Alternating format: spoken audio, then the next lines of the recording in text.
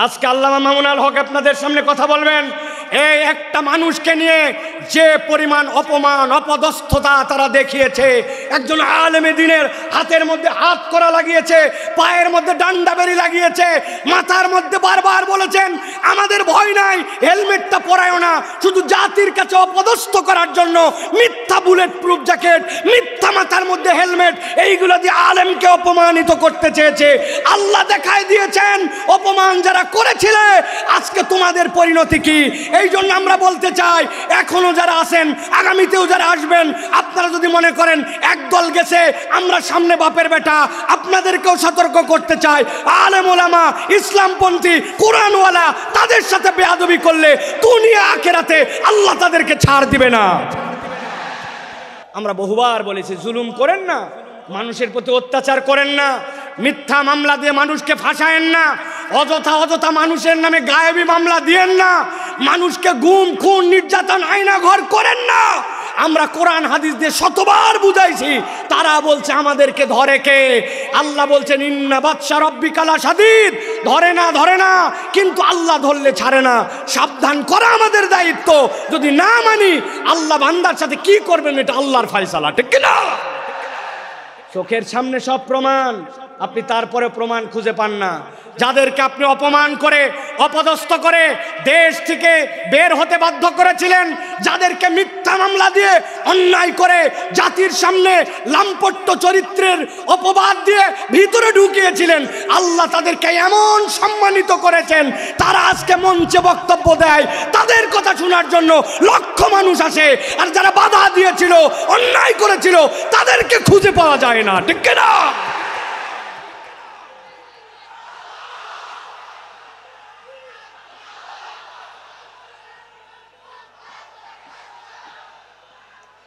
প্রিয় ভাইয়েরা, যুগে যুগে জালিমদের ব্যাপারে আল্লাহ রাব্বুল আলামিন একটা কথা বলেছেন, খবরদার তোমরা এটা মনে করো না আল্লাহ রাব্বুল আলামিন জালিমদের ব্যাপারে গাফেল।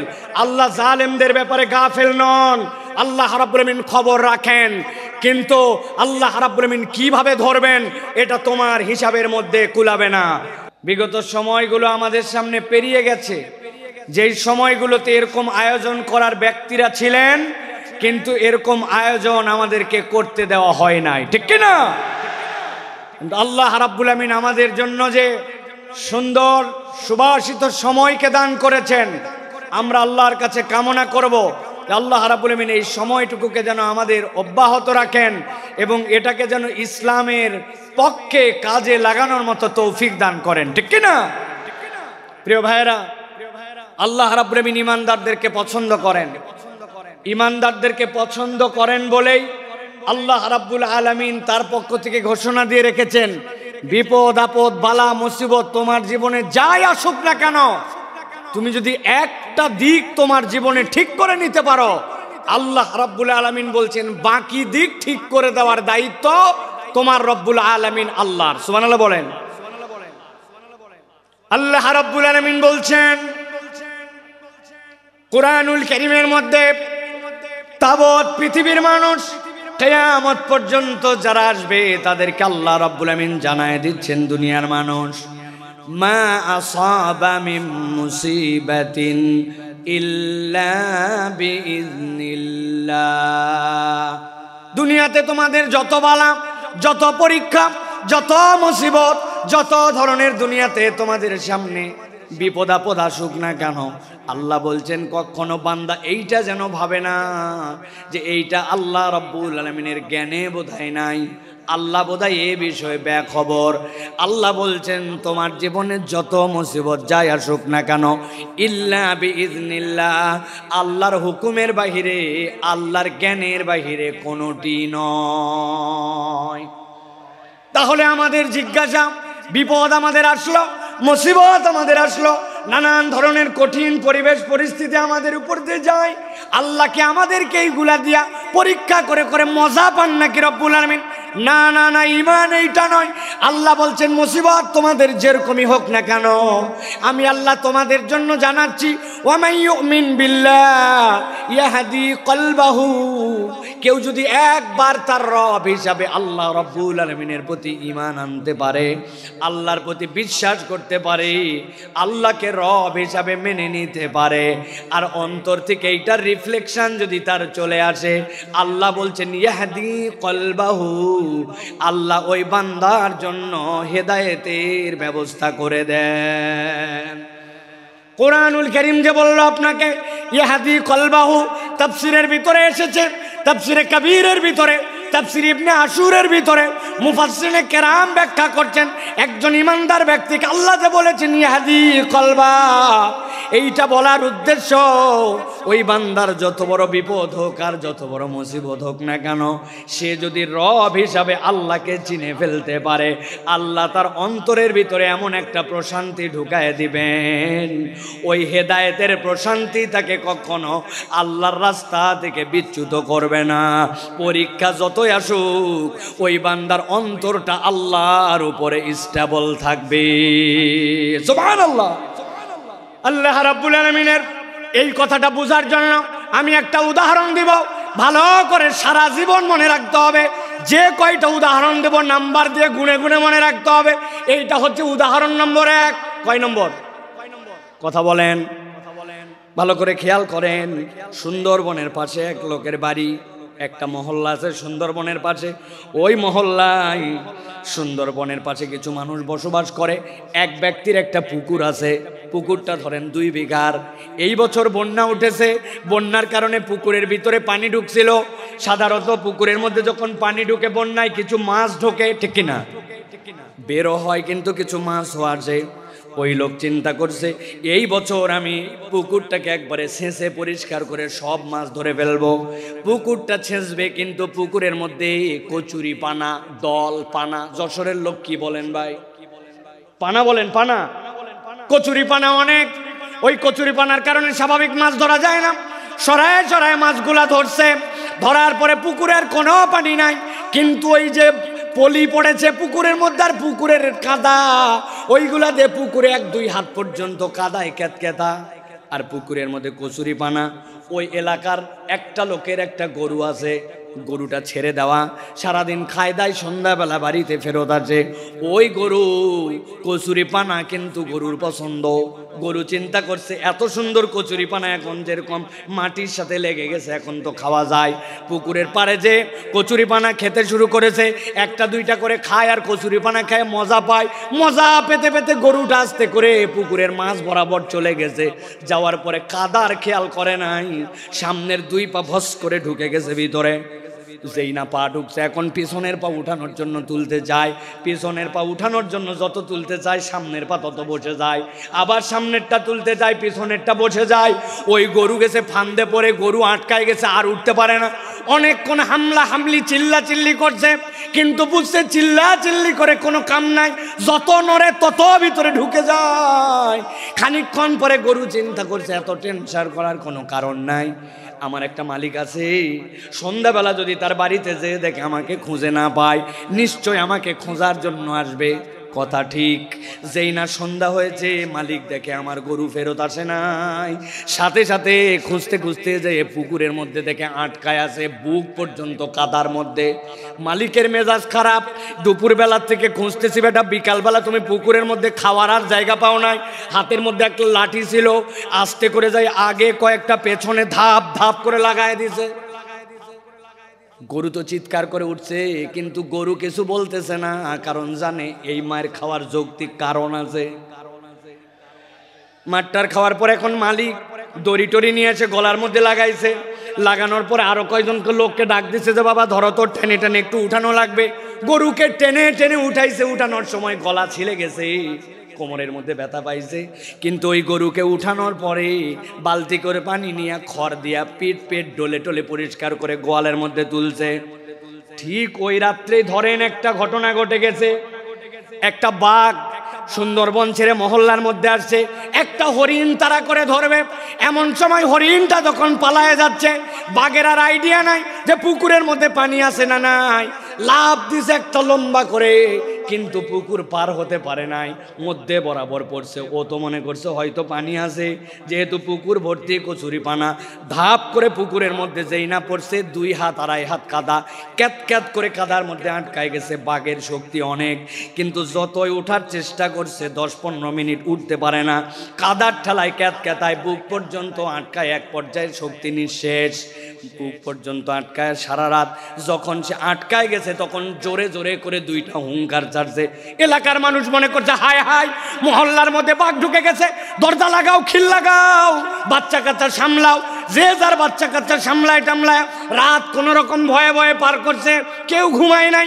সকাল যখন হয়েছে, 1-2জন সাহসী লোক বেরিয়ে দেখতেছে বাঘের খবর কি। একজন খবর দিছে, আরে বাঘ তো নিজে মারতে আসে নাই, উল্টা ফান্দে পড়ছে। দেখ দেখ পুকুরের মধ্যে বাঘ আটকায় আছে, যার কাছে যা ছিল বাঁশ লাঠি সবগুলা নিয়ে যায় ধামা ধাম মার। একজন ইয়াং ছেলে বলছে চাচা একটু সাইড দেন। বলে তুই কই যাবি? বলে আমি ছোট মানুষ, কিন্তু বড় হয়ে যেন গল্প করতে পারি, আমি পিটায় বাঘ মারছিলাম, আমাকে একটু মারার চান্স দেন। আরেক মহিলা কোলে করে বাচ্চা নিয়ে আসছে, বাচ্চা নিয়ে আসে বলছে আপনার। বলে আমার ছোট বাচ্চা, কোলের বাচ্চা, কিন্তু হাতে একটা লাঠি আছে বাবা, জীবনে একটা সুযোগ অন্তত দাও, যাতে বাঘকে একটুখানি আমি মারতে পারি।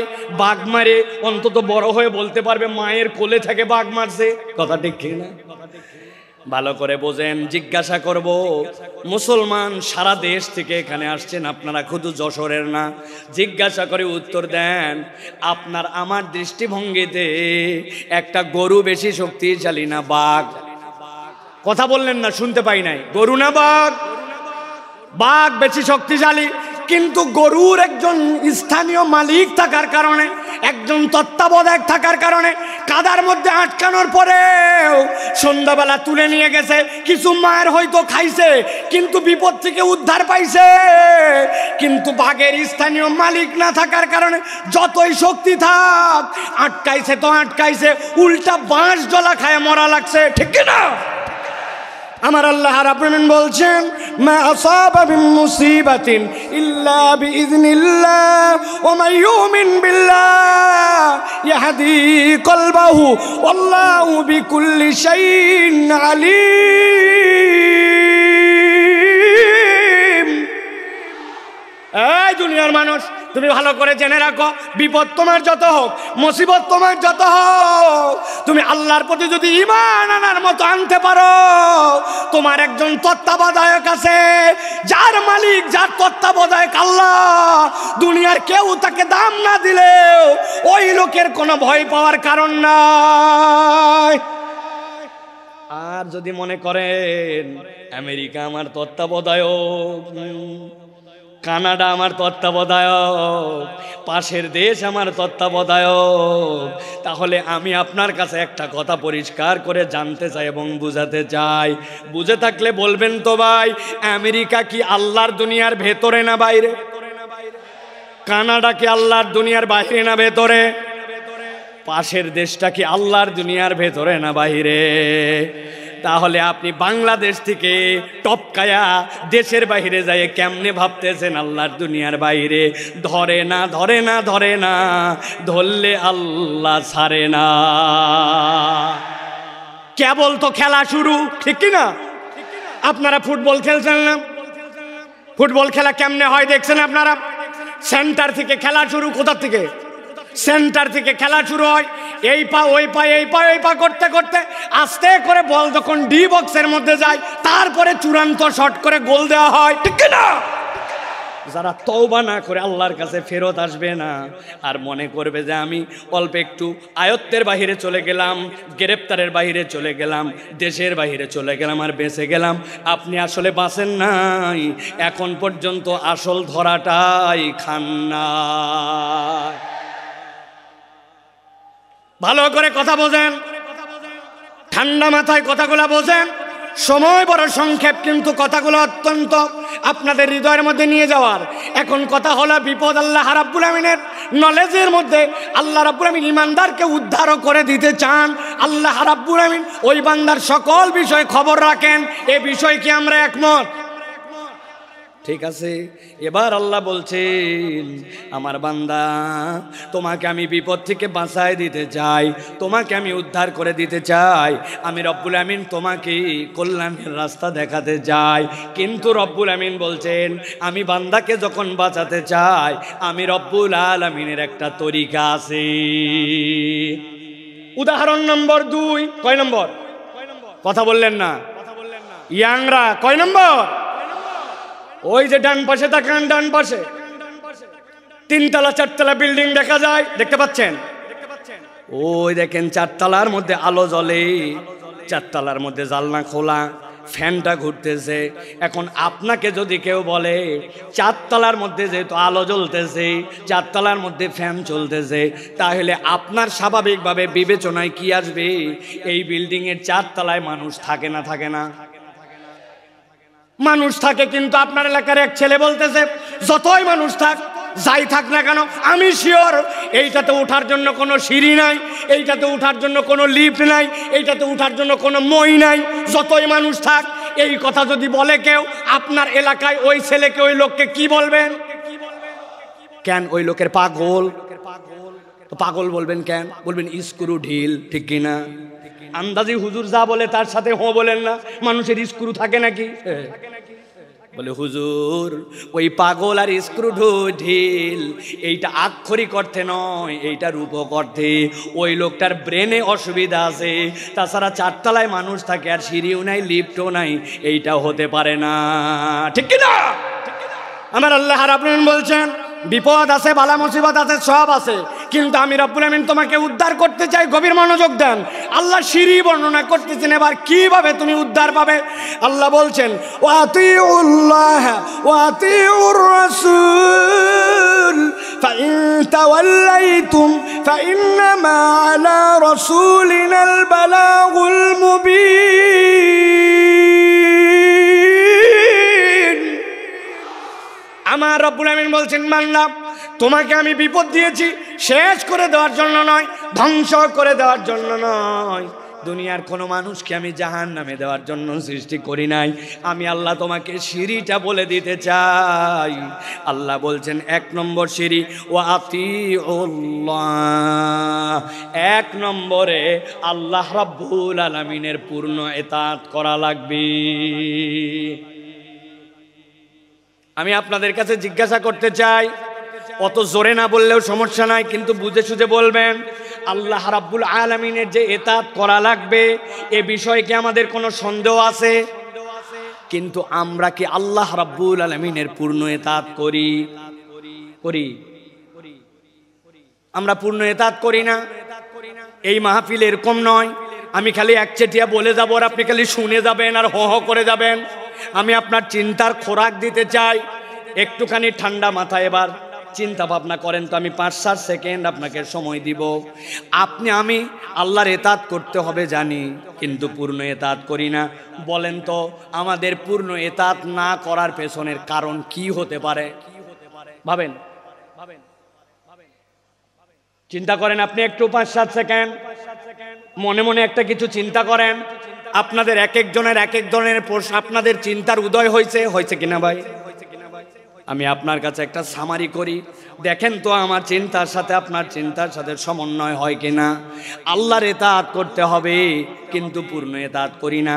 আমি আমার ক্ষুদ্র দৃষ্টিভঙ্গিতে দেখেছি, এর অন্যতম কারণ হচ্ছে আমরা আল্লাহ রাব্বুল আলামিন যে আমাদের জন্য রাজ্জাক আর রব, আল্লাহর রাজ্জাক আর রুবুবিয়্যাতের মূল পরিচয় আমরা ওয়াকিফাল নয়, ঠিক কি না? আপনি বলবেন, হুজুর আমি আমার রাজ্জাক রবকে চিনি। কেমনে চিনেন? আমার বাড়িতে খাবার অভাব নাই, আমার বাড়িতে বাজার হাট নিয়ে চিন্তা নাই। আল্লাহ আমাকে আলহামদুলিল্লাহ যথেষ্ট খাবার, যথেষ্ট আমার বাজার, যথেষ্ট চাল ডাল আমাকে দিয়েছে। আপনি যদি মনে করেন আল্লাহ আপনাকে চাল ডাল আর খাদ্য এইটাতে একমাত্র আপনার জন্য রাজ্জাক, আপনি তাহলে আল্লাহর রাজ্জাক নামের 1% কেবল চিনছেন, বাকিটুকু আপনি চিনেন নাই। আল্লাহ নিজের পরিচয় দিয়েছেন, ইন্নাল্লাহা হুয়ার রাজ্জাকু যুল কুওয়াতিল মাতিন।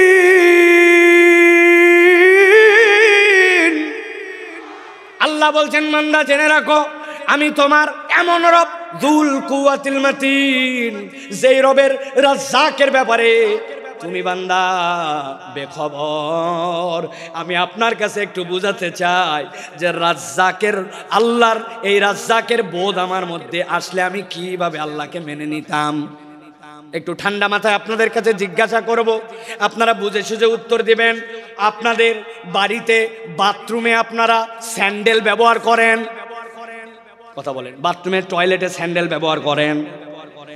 আমরা তো অন্তত বাঙালিরা আলহামদুলিল্লাহ দিকে আগায়া, পার্শ্ববর্তী দেশের কথা বাদ দিলাম, ওরা এখন পর্যন্ত তো খালি টয়লেটে বাথরুম করুন এই বিজ্ঞাপনই শেষ করতে পারে নাই। ওরা এখনো তো সভ্যই হতে পারে নাই। কিসের আন্দাজি ফাপড় দালালি করো তোমরা? এখনো জায়গা মতো বাথরুম করতে শিখো নাই। মুখ ঢাকায় বসে থাকে, পিছনে সবাই দেখে, মনে করে আমি দেখতেছি না মানে কেউ দেখতেছে না। ভালো করে বোঝেন, আপনার আমার টয়লেটের মধ্যে বাথরুমের মধ্যে স্যান্ডেল আছে না? বলবেন হুজুর বাথরুমের টয়লেটের স্যান্ডেলের সাথে আবার রাজ্জাক কেমনে বুঝলেন? ভালো করে খেয়াল করেন। আপনাকে বলছে আপনার স্ত্রী, আপনার মা, বাবারে তোর আব্বা বাথরুমে গেছিল, পা পিছলায় গেছে। কেন পা পিছলালো মা? জুতার তলাটা ক্ষয়ে গেছে রে বাপ, নতুন একটা স্পঞ্জ স্যান্ডেল নিয়ে আসিস তো, কেননা জুতা দেখতেছি নিচে পিছলা হয়ে গেছে। আপনার আমার এরকম হয় কিনা? আপনার আমার জুতার তলা পিছলা হয়। কতটুকু আপনি বাথরুমে স্যান্ডেল ব্যবহার করেন একবার খেয়াল করে দেখেন। ঢুকলেন একটু, পড়লেন একটু, বেরোলেন, কিন্তু ওই জুতার তলা খোয়ায় যায় 6 মাস টিকে না। কিন্তু আপনি আমি দুনিয়ার বুকে এত চলাফেরা করলাম, কত ফুটবল খেললাম, কত ধান লাগালাম, কত মাটির মধ্যে দিয়ে হাঁটা চলা করলাম, বয়স বাড়তে বাড়তে 20, 30, 40, 50 বছর হয়ে গেল। আপনি একবার ভাবলেন না আপনার পায়ের তলার জুতার তলা ক্ষয়ে যায়, কিন্তু আপনার পাও তো ক্ষয়ে যেতে পারত। বান্দার পায়ের তলা যদি খোয়াইতো তাহলে যশোর অঞ্চলে যেগুলার বয়স 60-70 বছর, রাস্তায় খালি কাল্লাগুলা ঘোরাফেরা করার কথা। কিন্তু রব্বুল আলামিন আপনাকে রিজিক দিলেন, এইটা আপনার রিজিক যে আপনার পায়ের তলা খোয়ায় না। 19 বছর হলেই চুল রাখছি মাথায়, সুন্নত, কিন্তু এই চুল বড় হওয়ার পরে কাটছি কত শতবার, হিসাব নাই। কিন্তু আপনি কল্পনা করছেন মাথার চুল কত কাটলেন, কিন্তু ভুরুর চুল কতবার কাটা লাগছে? না, আপনার ভুরুর চুল কাটা লাগে নাই, মাথার চুল কাটা লাগছে। যেখানে যা করা লাগবে রব্বুল আমিন এইগুলা সমন্বয় করে আপনার জন্য দিলেন। আঙ্গুল, এই নখগুলো আপনি কত কাটলেন? বুধবার, বৃহস্পতিবার, শুক্রবারে আসার আগে, আপনি জুমাবারে আসার আগে নেলগুলা কেটে ফেলেন। নখগুলা বাড়লো, কিন্তু ওই 2 বছর বয়সে আপনার দাঁত উঠে গেছে। অনেক বাচ্চা কাচ্চার 13-14 মাসেও দাঁত উঠে যায়। ওই দাঁত উঠার পরে এই যে আমার দাঁত এই পর্যন্ত এসে দাঁড়ায় গেল, 70 বছর দাঁত আর বাড়লো না, কিন্তু নখ বেড়ে গেল। কে আপনার এইটা নিয়ন্ত্রণ করে? আল্লাহ বলছেন তুমি চিনতে পারো নাই, তোমার রব যিনি রাজ্জাক তিনি এইগুলা তোমার জন্য নিয়ন্ত্রণ করে। ভালো করে বলছেন, আল্লাহ বলছেন ওয়াতিউল্লাহ, আল্লাহকে ইতাআত করো। আর আপনি আল্লাহ রাব্বুল আলামিনের কোন নিয়ামত খুঁজে পান না? আপনি কখনো কল্পনা করেন নাই যে দুনিয়ার মানুষ যা কিছু করে অবচেতন মনে বেশি করে? বুঝাতে পারি নাই? মানুষ চেতন মনে নয়, অবচেতন মনে বেশি কাজ করে। বলবেন হুজুর কেমনে? ভালো করে খেয়াল করেন। এই যে Sakhina medical, Ad-din medical college হাসপাতাল, বুকের মধ্যে ব্যথা, আপনার ডাক্তারের কাছে আসছেন, ডাক্তার বলছে আপনার বুকের সমস্যা, হার্টে, তবে এটা বাঁচার উপায় আছে। কি উপায় ডাক্তার সাহেব? বলেন আমি আরো বাঁচতে চাই। পরামর্শ দিছে, কোনো টেনশন নাই, তবে একটা সাবধানতা অবলম্বন করতে হবে। 1 মিনিটে আপনাকে শ্বাস নিতে হবে 20 বার।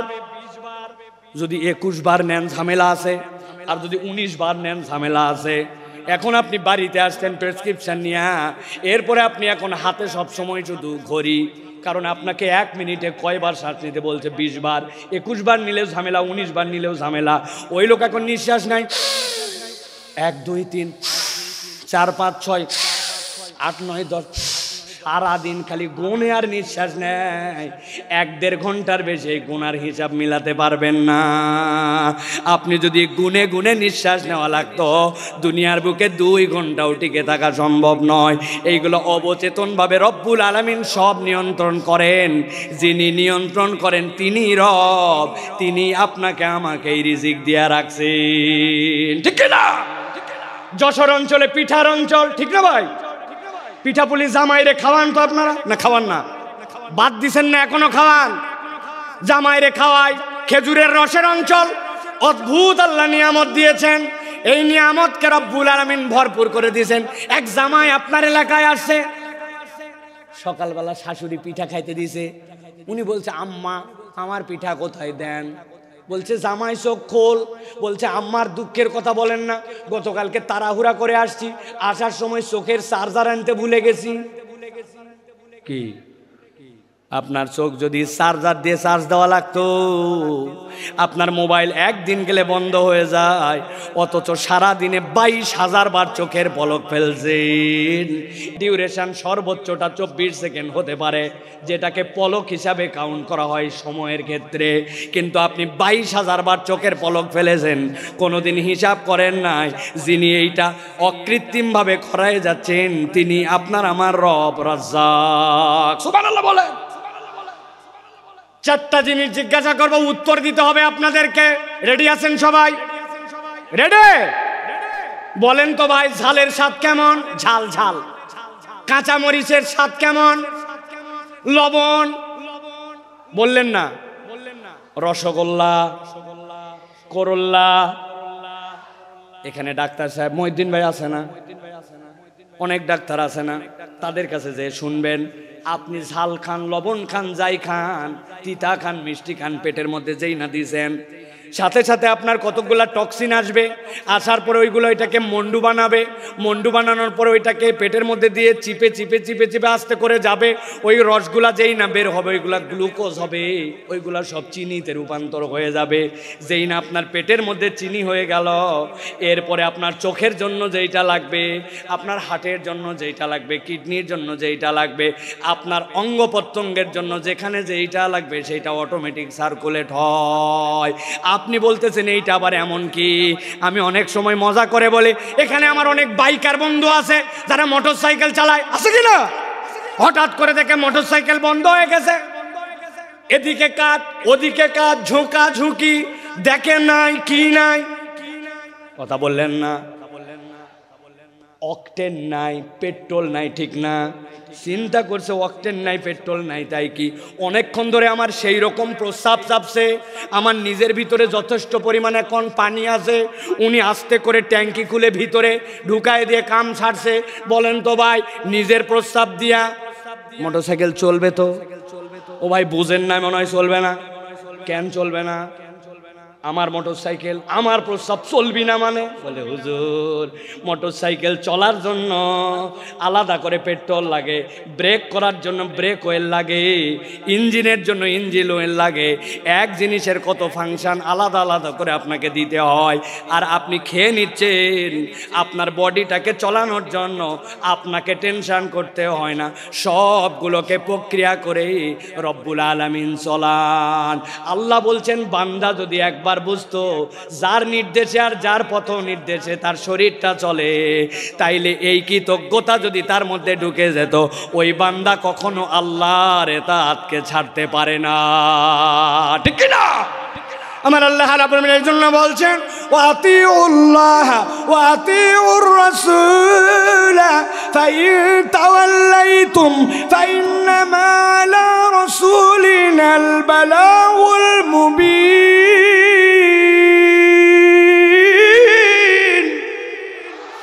এই দুনিয়ার মানুষ, তোমাকে আমি ধ্বংস করে দেওয়ার জন্য সৃষ্টি করি নাই, আমি তোমাকে নিষ্কৃতি দেওয়ার জন্যই সৃষ্টি করেছি। তবে আমি তোমার জন্য সিঁড়ি বলে দিচ্ছি। 1 নম্বর সিঁড়ি হচ্ছে আতিউল্লাহ, আল্লাহর ইতাআত তোমার জীবনে লাগবে। আর আল্লাহর অনুসরণ করার পরে আল্লাহর অনুসরণটা আমার নবীর তরিকায় হওয়া লাগবে।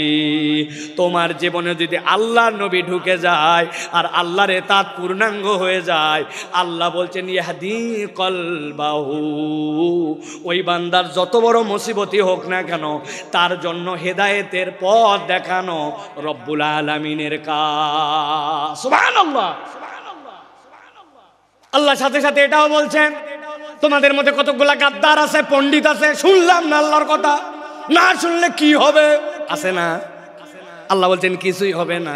ফা ইন তাওয়াল্লাইতুম ফা ইন্নামা আলা রাসূলিনাল বালাগুল মুবিন। আমি আল্লাহ জানায় রাখলাম, তুমি যদি মুখ ফিরায় নাও, নবী আর নবীওয়ালা কাজ যারা করে তাদের দায়িত্ব হচ্ছে বার্তাটা পৌঁছায় দেওয়া।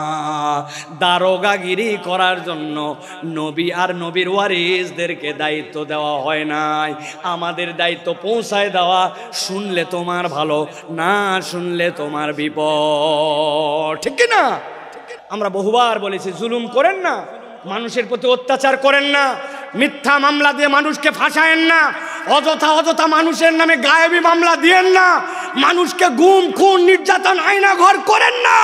আমরা কোরআন হাদিস দিয়ে শতবার বুঝাইছি, তারা বলছে আমাদেরকে ধরে কে?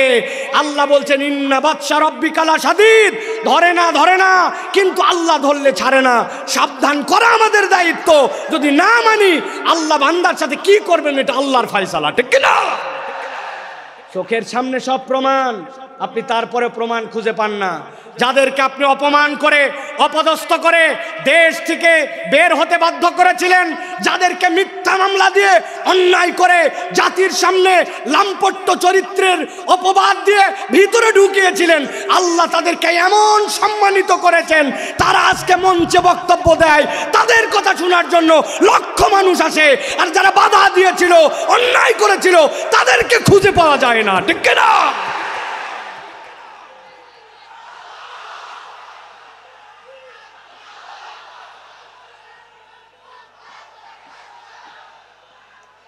প্রিয় ভাইয়েরা, যুগে যুগে জালিমদের ব্যাপারে আল্লাহ রাব্বুল আলামিন একটা কথা বলেছেন, খবরদার তোমরা এটা মনে করো না আল্লাহ রাব্বুল আলামিন জালিমদের ব্যাপারে গাফেল। আল্লাহ জালিমদের ব্যাপারে গাফেল নন। আল্লাহ রাব্বুল আলামিন খবর রাখেন, কিন্তু আল্লাহ রাব্বুল আলামিন কিভাবে ধরবেন এটা তোমার হিসাবের মধ্যে কুলাবে না। আজকে আল্লামা মামুনুল হক আপনাদের সামনে কথা বলবেন। এই একটা মানুষকে নিয়ে যে পরিমাণ অপমান, অপদস্থতা তারা দেখিয়েছে, একজন আলেমে দ্বীনের হাতের মধ্যে হাত করা লাগিয়েছে, পায়ের মধ্যে ডান্ডা বেরি লাগিয়েছে, মাথার মধ্যে বারবার বলেছেন আমাদের ভয় নাই, হেলমেটটা পরায়ও না, শুধু জাতির কাছে অপদস্থ করার জন্য মিথ্যা বুলেট প্রুফ জ্যাকেট, মিথ্যা মাথার মধ্যে হেলমেট, এইগুলো দিয়ে আলেমকে অপমানিত করতে চেয়েছে। আল্লাহ দেখায় দিয়েছেন অপমান যারা করেছিলে আজকে তোমাদের পরিণতি কি।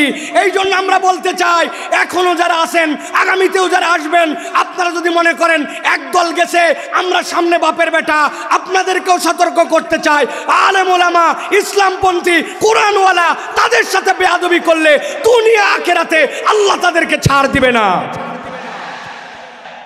সাবধান হয়ে চলবেন, সাবধান হয়ে চলবেন। এটা আমাদের কথা নয়, আল্লাহ রাব্বুল আলামিনের কথা। আল্লাহ রাব্বুল আলামিন বলছেন, ভালো করে জেনে রাখো দুনিয়ার মানুষ, ওয়ামা খলাকতুল জিন্না ওয়াল ইনসা ইল্লা লিয়াবুদুন। আমি জিন আর ইনসান এখানে কাউকে খাস আর আম করি নাই, গণভাবে তোমাদেরকে আল্লাহর ইবাদতের জন্য সৃষ্টি করেছি। অতএব তুমি যদি আল্লাহর আবদ হও, সেটা যেখানেই হোক না কেন, আল্লাহর উবুদিয়্যাতের মধ্যে ঢুকতে পারলে নিষ্কৃতির পথ আছে। আল্লাহর উবুদিয়্যাতের মধ্যে ঢুকতে না পারলে বাঁচার দ্বিতীয় কোনো রাস্তা নাই। আল্লাহ রাব্বুল আলামিন আমাদেরকে যেন এই কথাগুলি বোঝার তৌফিক দান করেন, বলেন আল্লাহুম্মা আমিন। প্রিয় ভাইয়েরা, আমি মূল আলোচনার মধ্যে প্রবেশ করব, তবে তার আগে এতক্ষণ যেটি বললাম এটা আমার নিজস্ব চিন্তা চেতনায় আমি খেয়াল করে দেখেছি।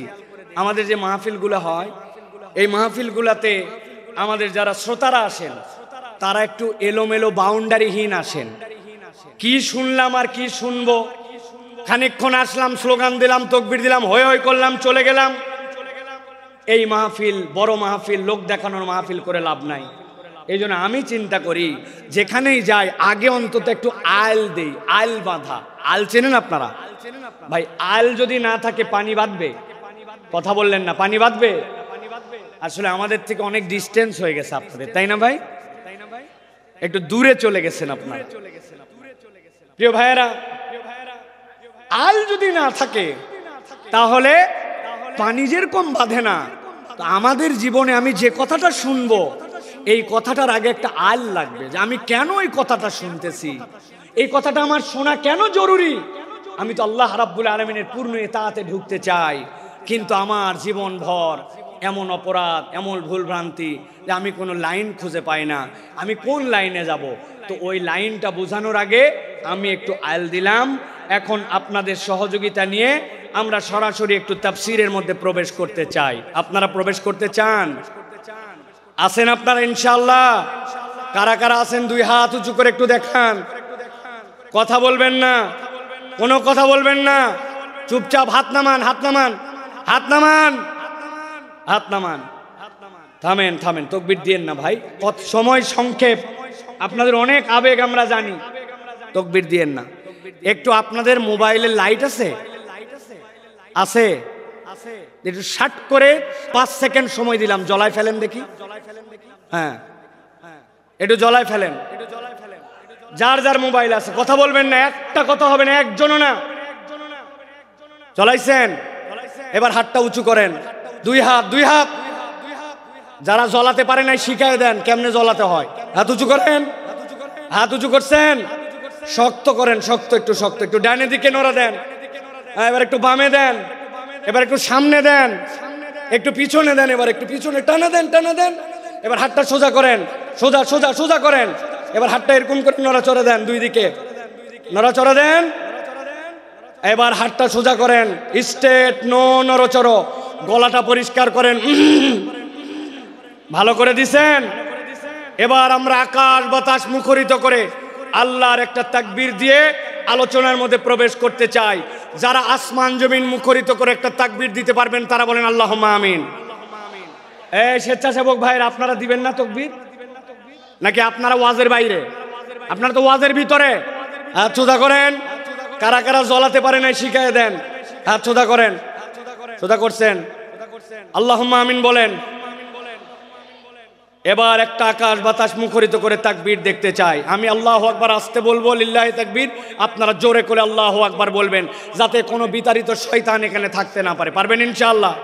দেখে এটা তাকবীর দেন, লিল্লাহি তাকবীর, লিল্লাহি তাকবীর। আল কোরআনের আলো, আল হাদিসের আলো, তোমার নেতা আমার নেতা, তোমার নেতা আমার নেতা। আলেম ওলামা যেখানে, আল্লাহর আইন যেখানে, লিল্লাহে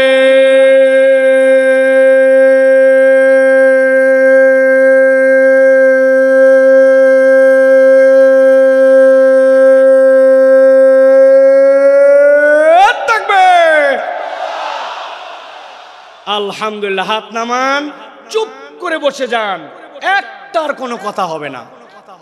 এখন আমরা বিতাড়িত শয়তান থেকে আশ্রয় প্রার্থনা করে সরাসরি কোরআনুল কারীমের মধ্যে প্রবেশ করব।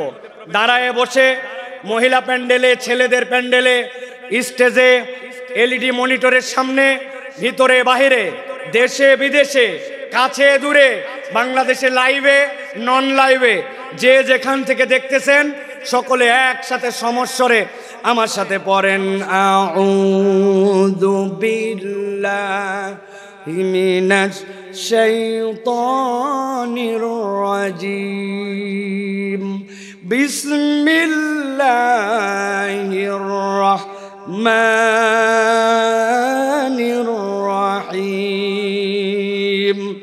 ইন্নাল মুত্তাকিনা ফি জান্নাতি ওয়া উয়ুন, উদখুলুহা বিসালামিন আমিনিন। আমার আল্লাহ রাব্বুল আলামিন কিয়ামত পর্যন্ত আগত মানুষের কাছে বার্তা পৌঁছায় দিচ্ছেন।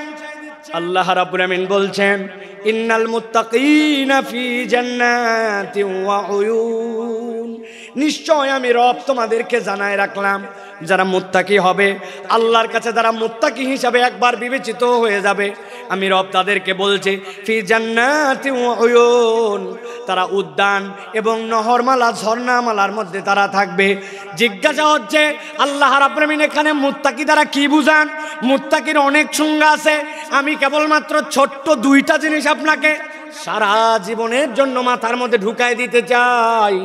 মুত্তাকি মানে কনসেপ্টের মধ্যে পরিষ্কার রাখবেন, মুত্তাকি হচ্ছে সে আল্লাহ আমাকে যা যা নিষেধ করেছেন, আল্লাহর নিষেধাজ্ঞা থেকে যখন আমি বেঁচে থাকি, আল্লাহ যা আমাকে করতে মানা করেছেন সেইটার ধারে কাছে যখন আমি যাই না, সেই পথ যখন মারাই না, বান্দা যখন এই কাজ করতে শুরু করে আল্লাহর কাছে সে তখন মুত্তাকি হিসাবে বিবেচিত হয়। সুবহানাল্লাহ বলে।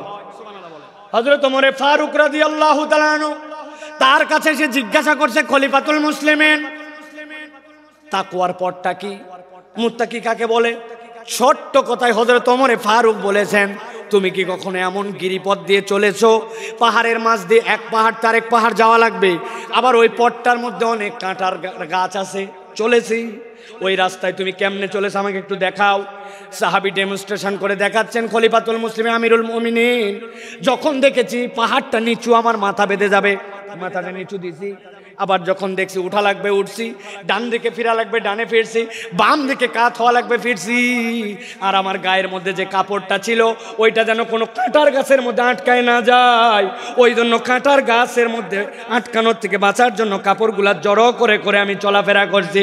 হযরত ওমর ফারুক বলছেন, তুমি তো তাকওয়া বুঝেই ফেলছো, তাকওয়ার পথ তো এইটাই, হালাল হারামের সংমিশ্রণ আছে, আল্লাহর নিষেধাজ্ঞা আছে, অনেক কঠিন, কিন্তু তোমাকে যেহেতু বেরিয়ে যেতে হবে, তুমি বিবেচনা করে করে যখন চলো এইটাই তোমার জন্য তাকওয়ার পথ। আল্লাহ বলছেন ওই তাকওয়ার পথে চলে যারা মুত্তাকি হবে, ইন্নাল মুত্তাকিনা ফি জান্নাতি ওয়া উয়ুন, আমি রব্বুল আমিন তাদের জন্য জান্নাত আর তাদের জন্য ঝর্ণা রেখেছি। আল্লাহ ডাক দিয়ে বলবেন উদখুলুহা বিসালামিন আমিনিন, ওর মধ্যে তোমরা নিরাপত্তার সাথে প্রবেশ করো। আল্লাহ মূলত বুঝাতে চান আমার বান্দা যে একবার হবে, আমার এতাতকারী যে হবে, আমি তাকে জাহান্নামের জন্য সৃষ্টি করি নাই, আমি তাকে জান্নাত দিতে চাই। সুবহানাল্লাহ। কিন্তু বান্দা মনে মনে চিন্তা করছে আমার তো গুনাহ খাতার কোনো শেষ নাই, আমি কেমনে বাঁচবো, আমি কেমনে এই পথকে গ্রহণ করব। আল্লাহ রাব্বুল আমিন বলছেন বান্দা তুই ভয় পাস না, আমি তোর জন্য ঘোষণা করতেছি। রব্বুল আলামিন কোরআনুল কারীমের 5 নম্বর সূরা, সূরা মায়েদা এর 74 নম্বর আয়াতের মধ্যে বলছেন আফালা ইয়াতুবুনা ইলাল্লাহ ওয়া ইস্তাগফিরুনাহু ওয়া ইস্তাগফিরুনাহু ওয়াল্লাহু গফুরুর রহিম। আমার আল্লাহ বলতেছেন এই দুনিয়ার মানুষ ভালো করে বোঝো, আমি রব তোমাকে বললাম আফালা ইয়াতুবুনা ইলাল্লাহ, তুমি কি আল্লাহর দিকে ফেরত আসবে না? ওয়াস্তাগফিরুনাহু, আর তুমি কি তোমার রবের কাছে ক্ষমা চাইবে না? এটার দ্বারা আল্লাহ কি বুঝাতে চান? তুমি যদি আল্লাহর কাছে ফেরত আসো আর যদি ক্ষমা চাও, আল্লাহ বলছেন আমি রব্বুল আমিন নিজেকে ঘোষণা দিলাম আল্লাহু গফুরুর রহিম, রব তাকে দয়াময় ক্ষমা করার জন্য রেডি আছে। সুবহানাল্লাহ। তাহলে আমাদের কাজ রব্বুল আলামিনের কাছে ফেরত আসা।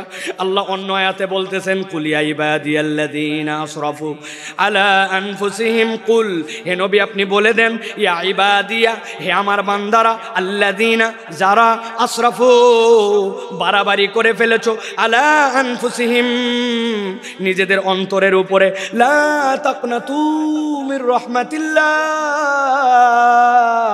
তুই তোর রবের দয়া থেকে কখনো ভরসাহীন হয়ে যাস না। ইন্নাহু হুয়াল গফুরুর রহিম, আল্লাহ বলছেন তোর রব নিশ্চয় ক্ষমাকারী আর নিশ্চয় তোর রব রহিম। আল্লাহ এরপরে বান্দাকে বলছেন ওয়ানিবু ইলা রাব্বিকুম ওয়া আসলিমু লাহু, আল্লাহর কাছে ফেরত আয় আর একবার বল আল্লাহ ভুল হয়ে গেছে, এখন আমি তোমার কাছে আত্মসমর্পণ করলাম। কোন পর্যন্ত ডিউরেশন? মিন ক্বাবলি আন ইয়াতিয়াকুমুল আযাব, আযাবের দিবস তথা কিয়ামত হওয়ার আগ পর্যন্ত একবার যদি বান্দা আল্লাহর কাছে ফেরত আসে, আল্লাহ বলছেন সুম্মা লা তুনসারুন, আর একবার যদি তোর মৃত্যু চলে আসে আর কেউ সাহায্য করতে পারবে না।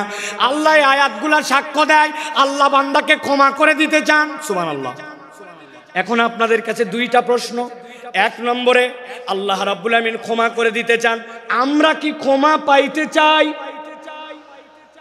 আল্লাহকে আমাকে শোনাতে হবে না, আমাকে শোনাতে হবে না, আমরা কি ক্ষমা পেতে চাই? আল্লাহ রাব্বুল আলামিন ক্ষমা করতে চান, পেতে চাই।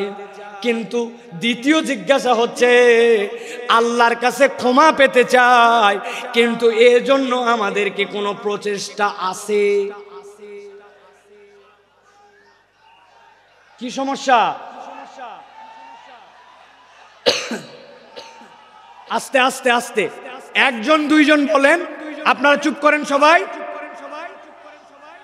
শোনা যায় না? স্পষ্ট না? আল্লাহু আকবার। আমাদের মাইকালা ভাই, আমি আপনাকে কতগুলো পরামর্শ এখান থেকে দিয়ে যাই। আগামীকালকে সামনের যে 5-7 রো দেখতে পাচ্ছি, প্রত্যেকটা বাঁশে একটা বাঁশ পর পর 2টা করে টিউবলাইট লাগাই দিবেন।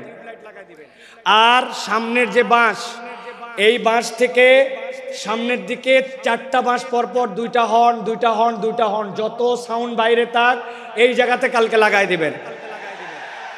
ঠিক আছে ভাই? আজকের মধ্যে একটু কষ্ট করে শুনি ভাই, হ্যাঁ? তারপরে আমরা নেক্সট এটা ঠিক করে ফেলবো ইনশাআল্লাহ। একদম চুপ করে যান সবাই। আমি মাইকের কাছাকাছি ফোকাস রেখে কথা বলার জন্য চেষ্টা করতেছি, যাতে আপনারা একটু কথাগুলো বুঝতে পারেন। প্রিয় ভাইরা, খুব গুরুত্বপূর্ণ কথা ভাই, কেবল তো কথা শুরু। আমরা ক্ষমা পেতে চাই এবং আমরা ক্ষমার প্রচেষ্টাও আল্লাহর কাছে করতে চাই, কিন্তু কোরআন হাদিসের পদ্ধতি অনুযায়ী ক্ষমা লাভের উপায় কি, এ বিষয়ে আমাদের সকলের পরিষ্কার ধারণা নাই। আমি আপনাদের কাছে বলতে চাই, কোরআন হাদিসের বক্তব্য অনুযায়ী একজন বান্দার ক্ষমা লাভের সর্বনিম্ন 5টা উপায়। জিজ্ঞাসা করব, উত্তর দিবেন শুনতে পালে। ক্ষমা লাভের সর্বনিম্ন উপায় কয়টা? হয় নাই? সকলে হাতগুলা নিচে নামান, এরকম করে হাত নিচে নামাবেন। আমি জিজ্ঞাসা করব কয়টা, হাত তুলে সবাই একসাথে বলবেন 5টা। কোরআন হাদিসের আলোকে ক্ষমা লাভের সর্বনিম্ন উপায় কয়টা? সব হাত ওঠে নাই, আমি দেখতে পাইছি। আরেকবার চান্স দিব, হাত নামান। ক্ষমা লাভের সর্বনিম্ন উপায় কয়টা? আলহামদুলিল্লাহ। এই 5টা কথা শুনবো, আমার বক্তব্য শেষ হবে, এশার আজান হবে ইনশাআল্লাহ। ভালো করে খেয়াল করে শোনেন। ক্ষমা লাভের উপায় হচ্ছে 5টা। কয়টা? এর 1 নম্বর হচ্ছে ঈমান এবং নেক আমল। আস্তে করে বলেন, 1 নম্বরটা কি? নেক আমল। ঈমান, নেক আমল। বলেন, ঈমান, নেক। এই ওয়াজটা যেন বাড়িতে মুখস্থ যায়, এজন্য আমি এত কষ্ট করতেছি। 1 নম্বর ঈমান এবং নেক আমল। আল্লাহ রাব্বুল আলামিন বলছেন, ওয়াদাল্লাহুল্লাযীনা আমানু ওয়া আমিলুস সালিহাত মিনহুম মাগফিরাতাও ওয়া আজরান আযীমা। আল্লাহ বলছেন, দুনিয়ার মানুষ শোনো, ওয়াদাল্লাহ, আল্লাহ তোমার সাথে ওয়াদা করছেন। আপনি বাড়ির থেকে বেরিয়ে এসেছিলেন, বাচ্চা বলছে আব্বা আমার জন্য চকলেট নিয়ে আসবে। আপনি বলছেন ঠিক আছে চকলেট নিয়ে আসবো, কিন্তু বাড়িতে ঢোকার সময় ভুলে গেছেন। আপনি আপনার ছেলেকে বলছেন 5-এ ভালো রেজাল্ট কর, একটা সাইকেল কিনে দিব, কিন্তু আপনি সাইকেল কেনার কথা আর সামর্থ্যে কুলাই নাই, ভুলে গেছেন। বউরে বলছেন এবার খালি বেতন পাই, লাল রঙের একটা শাড়ি তোমাকে কিনে দিব। এরপরে কত বেতন গেল, কিন্তু শাড়ি কেনার ক্রেতা বা সামর্থ্য অনেক সময় হিসাবে মেলে না। আমরা ওয়াদা করি, কিন্তু অনেক সময় ওয়াদা আমরা রাখতে পারি না। এরকম আমাদের জীবনে হয় কিনা? কিন্তু আল্লাহ বলতেছেন, বান্দা আমার জন্য ওয়াদা করা লাগে না, ফাআলুল লিমা ইউরিদ। আমরা আল্লাহর ব্যাপারে বলি ইন্নাকা লা তুখলিফুল মিআদ, আমার রব কখনো ওয়াদার ব্যতিক্রম করেন না। কিন্তু সেই আল্লাহ বলছেন ওয়াদাল্লাহ, আল্লাহ ওয়াদা করতেছেন আল্লাযীনা আমানু, যারা ঈমান আনবে। 2 নম্বর ওয়া আমিলুস সালিহাত, ঈমান আনার সাথে সাথে আমলে সালেহ করবে। মিনহুম মাগফিরা, আমি রব্বুল আমিন তাদেরকে ক্ষমা করে দিব। ওয়া আজরান আযীমা, আর আমি রব তাদের জন্য বিশাল প্রতিদানের ব্যবস্থা করব। কথা সহজ, কিন্তু বুঝে ঘাটতি আছে আমাদের ধারণা। আমরা তো আলহামদুলিল্লাহ ইমানদার, ঠিক না ভাই? আলহামদুলিল্লাহ ইমানদার, আমরা ইমান আনছি। এবার যদি জিজ্ঞাসা করে আমলে সলে করেন, নেক কাজ করেন, বুক ফুলায় বলবে করি, মানে নামাজ বাদ দেই না, রোজার সময় রোজা করি, হজ যাকাতও দেই সুযোগ থাকলে, বলি কিনা আমরা? প্রিয় ভাই, ভালো করে বুঝে যান, ভালো করে অন্তর দিয়ে কথাগুলা বুঝে যান। আপনি আমি মনে করি নামাজ, রোজা, হজ, যাকাত এইগুলা বোধহয় নেক কাজ। আমি আপনার কাছে ধারণা পরিষ্কার করতে চাই, নামাজ, রোজা, হজ, যাকাত নেক কাজ, কিন্তু এইগুলা একমাত্র নেক কাজ নয়। বলবেন হুজুর এটা কেমন কথা? একটা ছেলে স্কুলে ভর্তি হয়েছে, ওই স্কুলের ইউনিফর্ম আছে, ড্রেস, ওই স্কুলে 70% উপস্থিতি লাগে, ওই স্কুলে প্রথম সাময়িক পরীক্ষা দেওয়া লাগে, দ্বিতীয় সাময়িক দেওয়া লাগে, ফাইনাল লাগে, পাস মার্কের জন্য 33 লাগে। এইটা যদি না হয় তাহলে ওই ছেলেকে ওই স্কুলের মধ্যে রাখে না। এটা যদি স্কুলের নিয়ম হয়, তাহলে আপনি যদি ইসলামকে একটা স্কুল মনে করেন, ইনস্টিটিউট মনে করেন, নবীজি বলছেন বুনিয়াল ইসলাম ওয়ালা খামসিন, ইসলামেরও একটা বেসিক আছে, যেই 5টা কাজের না থাকলে ইসলামের আর ভিত্তি থাকে না। তার মধ্যে আল্লাহর প্রতি শাহাদা, এরপরে সালাত, এরপরে আপনার জন্য যাকাত, এরপরে সম, এরপরে আপনার জন্য আল্লাহর জন্য হজ। এই যে কাজগুলি, এইগুলা ইসলামের বেসিক। এখন আপনি এইগুলা কাজ 33 মার্ক। এখন কোনো বান্দা যদি বলে এইগুলাই করি মানে আমি ভালো কাজই করি, এর বাইরে আর ভালো কাজ নাই, আপনার বুঝের মধ্যে ভুল আছে। এইটা ভালো কাজ, তবে এটা 33 মার্কের কাজ। এইটা না করলে আপনি মুসলমানই থাকেন না, ঠিক না? কিন্তু আমাদের যশোরে অনেক লোক নামাজ পড়ে না, ইমান ঠিক আছে, আছে না, আল্লাহর কিতাব ঠিক মতো মানে না, কিন্তু ইমান ঠিক আছে, আছে না? বলছে আমানতু বিল্লাহি ওয়া মালাইকাতি ওয়া কুতুবিহি, আমি আল্লাহর কিতাবের সব বিধান মানি, আল্লাহর কিতাব যা আছে তার প্রতি আমি বিশ্বাস করি, আমি আল্লাহর কিতাবকে গ্রহণ করে নিলাম। কিন্তু ওই লোককে যদি বলা হয় নামাজের ইসলাম মানলেন, রোজার ইসলাম মানলেন, কিন্তু আল্লাহর জমিনে আল্লাহর বিধান দিয়ে শাসনটা হোক, এই কথা বললে তখন বলে বক্তা দল করে, আছে না? এইরকম মুনাফিক মার্কা অনেক মুসলমান আছে। তার মানে বোঝা যায় আপনি আপনার ঈমান এখনো বোঝেন নাই।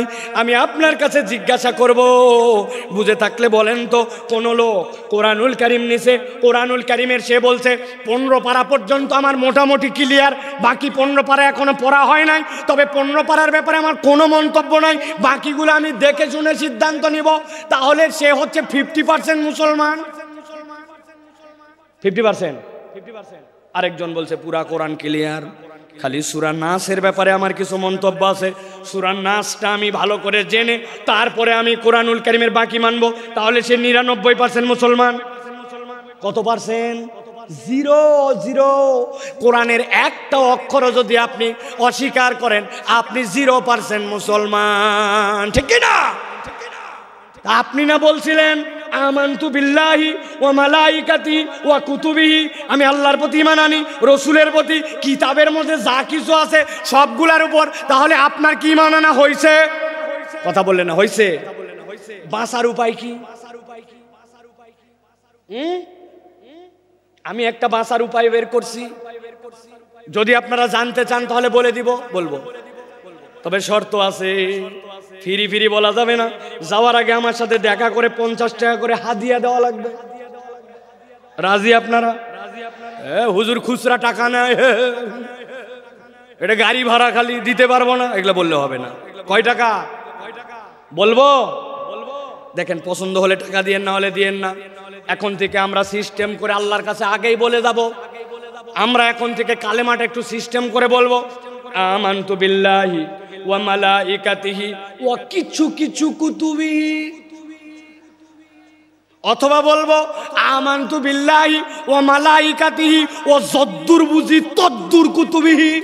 এই তো ফেরেশতা যায় কবরে ধরছে, ধরার পরে বলছে আমি আগেই বলে আসছি, আমি 8 দিনের মাহফিলে বলছিলাম যদ্দুর বুঝি তদ্দুর কুতুবিহি, আন্দাজে আমাকে ধরলে হবে না, বাটাম কি একটাও মাটিতে পড়বে?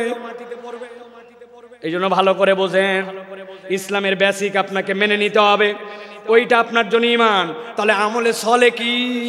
আল্লাহ তো ক্ষমা করতে চান, আল্লাহ রাব্বুল আলামিন আমলে সলে নবীকে দিয়ে শিখিয়ে দিয়েছেন।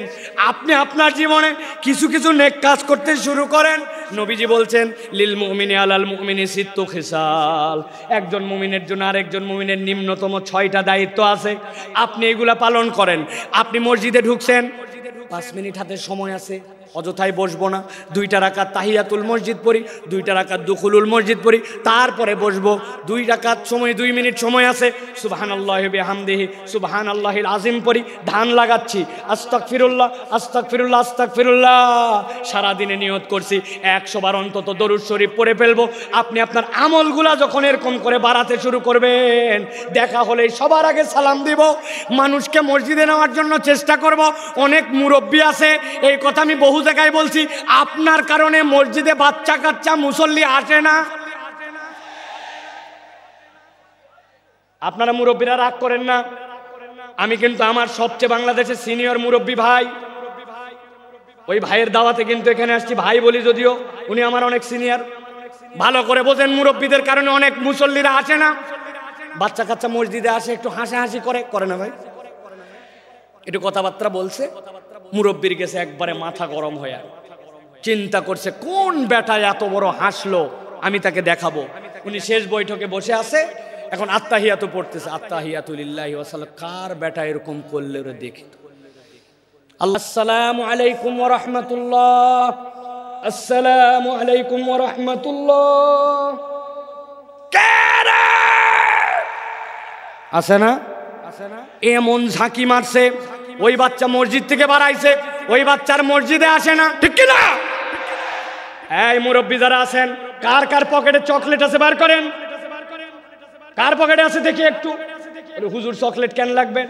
আপনি ওই বাচ্চাকে ডাক দিয়ে বলছেন, দাদু হাসে না মসজিদের মধ্যে, আয় এদিকায়, এই চকলেটটা নিয়ে পরের ওয়াক্ততে কিন্তু হাসবি না দাদু, কিন্তু মসজিদে কিন্তু আসবি।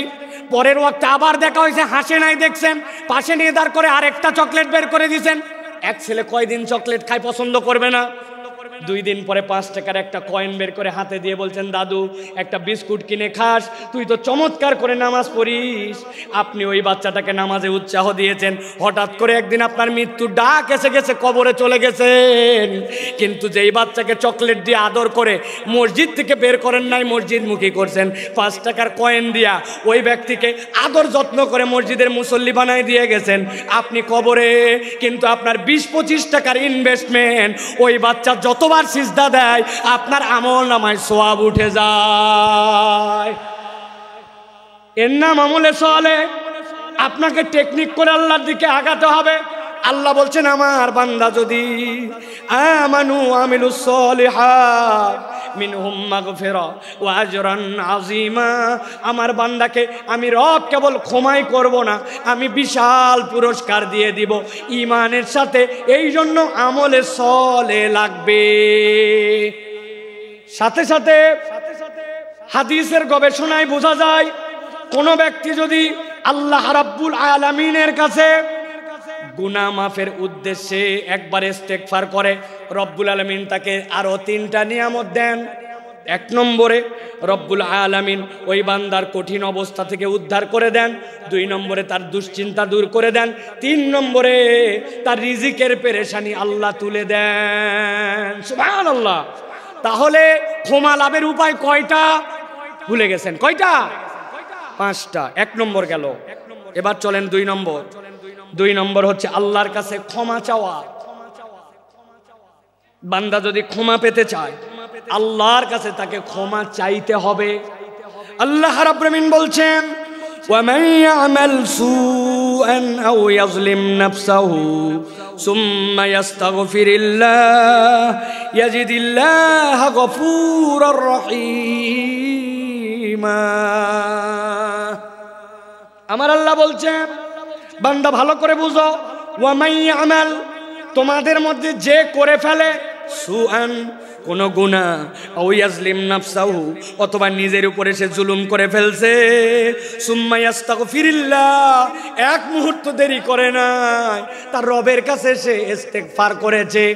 আল্লাহ বলছেন, কেউ যদি আল্লাহর কাছে ইস্তেগফার করে, ইয়াজিদিল্লাহ গফুরার রাহিমা, আল্লাহর কাছে ইস্তেগফার করলে আল্লাহকে সে দয়াময় ক্ষমাশীল হিসাবে পাবে। সুবহানাল্লাহ। আল্লাহ চান আমার বান্দা আমার কাছে মাপ চাক, কিন্তু ওই মাপ চাওয়াটা যেন মাথা খাটানো মাপ চাওয়া হয়, ওই মাপ চাওয়াটা যেন ঠোঁটের মাপ চাওয়া না হয়, ওই মাপ চাওয়াটা যেন স্বয়ং বেয়াদবি না হয়। অনেক সময় বাচ্চা কাচ্চাকে বাপ মা কারোর সাথে বেয়াদবি করলে বলে, বল সরি, বল সরি, বল। ওই বাচ্চা এমন ভাবে সরি বলে, সরি বলাটাও একটা বেয়াদবি, সরি এমন ভাবে বলছে। তো আমরাও অনেক সময় আল্লাহর কাছে বেয়াদবের মতো মাপ চাই। আপনারা বুঝতে পারেন নাই আমার কথা, জন্য এই কথাটার সাথে সাড়া দেন নাই। আমরা আল্লাহর কাছে অনেক সময় বেয়াদবের মতো মাপ চাই। ঠিক বলছেন যারা বোঝেন নাই, এক্সাম্পল দিয়ে বুঝাই। ইমাম সাহেব সালাম ফিরাচ্ছে, খেয়াল করেন। আসসালামু আলাইকুম ওয়া রাহমাতুল্লাহ, নামাজ শেষ। আসসালামু আলাইকুম ওয়া রাহমাতুল্লাহ আছে। আপনি কি বলছেন আল্লাহর কাছে? আরেকটা বুঝায়, এমপি সাহেবের কাছে গেছেন, একটা চাকরি দরকার আপনার ছেলের জন্য। সুন্দর করে যাই এমপি সাহেবের কাছে বলতেছেন, মাননীয় এমপি সাহেব আপনার কাছে আসছি, আমার ছেলের কাছে চাকরি দরকার, জরুরি ভিত্তিতে আপনার অনেক ক্ষমতা আছে, চাকরি দরকার, মেহরবানি করে দ্রুত আমাকে চাকরি দেবেন। আসসালামু আলাইকুম ওয়া রাহমাতুল্লাহ। এমপি সাহেব বলছে, পাগলটা কোত্থেকে আসছে রে, এটা আস্তা বেয়াদব। কথা বললেন না, অত দূর গেলাম না, আমি হুজুরের কাছে আসছেন, হুজুর আমার ছেলেটা অসুস্থ, আমার ছেলের জন্য আপনি দোয়া করবেন। আসসালামু আলাইকুম ওয়া রাহমাতুল্লাহ। হুজুর বলবে, কি রে পাগল না ছাগল রে, আমার কাছে এত জোরে এসে দোয়া চাচ্ছে। আপনি হুজুর, আপনি এমপি সাহেব, আপনি লোকের কাছে যদি এরকম করে চান, তাইলে ওই লোক আপনাকে বেয়াদব বলে। আর আল্লাহর কাছে আমার প্রয়োজন, কিন্তু আমি এমন ভাবে আল্লাহর কাছে চাই, 2টা মিনিট হাতের সময় নাই, মনোযোগ দিয়া কায় মনোবাক্যে দিল লাগায়া আল্লাহর কাছে সিজদায় পড়ে 5 মিনিট 10 মিনিট ধরে কেঁদে কেঁদে আল্লাহর কাছে আমরা মাপ চাই না, অথচ আমার গুনাহ খাতার কোনো শেষ নাই। আপনাদের অবস্থা জানি না, আজকে সকাল থেকে আমার গুনাহ যদি আমার কপাল দিয়ে লেখা হতো নিয়ন সাইনের মতো, স্টেজে উঠতে দিত না। অনেক মুরব্বী মানুষ মনে করছে বোধহয় মুরব্বীর দাড়ি পেকে গেছে, গুনাহ নাই। একটা মহিলা তার সামনে দিয়ে চলে গেছে, অন্তরের মধ্যে এমন কথা উদয় হয়েছে, ওইটা যদি বাহিরের মানুষ জানতো, দাড়িওয়ালার আর ইজ্জত থাকতো না। জানা গুনাহ, অজানা গুনাহ, ভুলে যাওয়া গুনাহ, আমার আপনার আমল নামায় গুনার কোনো শেষ নাই। কিন্তু আল্লাহর কাছে কায় মনোবাক্যে দিল দিয়ে 5 মিনিট চাওয়ার মতো সময় নাই, ঠিক কিনা? এই জন্য বলছি, আমি এমনি এমনি বলি নাই যে আল্লাহর কাছে বেয়াদবের মতো চাওয়া যাবে না। ক্ষমা চাওয়া মানে কি খালি আস্তাগফিরুল্লাহ আস্তাগফিরুল্লাহ আস্তাগফিরুল্লাহ, এটা নয়। আপনি দিল থেকে অনুতপ্ত হইয়া আল্লাহর কাছে চাওয়ার মতো যদি চান, আমি মাঝে মাঝে বলি, আপনাদের কাছেও বলি, ও ভাই আপনার নামাজটাকে একটু সুন্দর বানান। আমি নামাজ সুন্দর বানানোর জন্য একটা শুধু পরামর্শ দেই, আজকের থেকে শপথ নেন, আপনার জামাত ছাড়া ব্যক্তিগত যত সুন্নত নফল আমি 7 তাসবির নিচে রুকু সিজদা আর দিব না।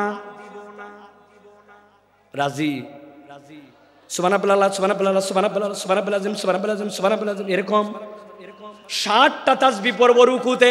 সুবহানা রাব্বিয়াল আযীম, সুবহানা রাব্বিয়াল আযীম, সুবহানা রাব্বিয়াল আযীম, এরকম করে 60টা তাসবিহ রুকুতে, 60টা তাসবিহ সিজদাতে।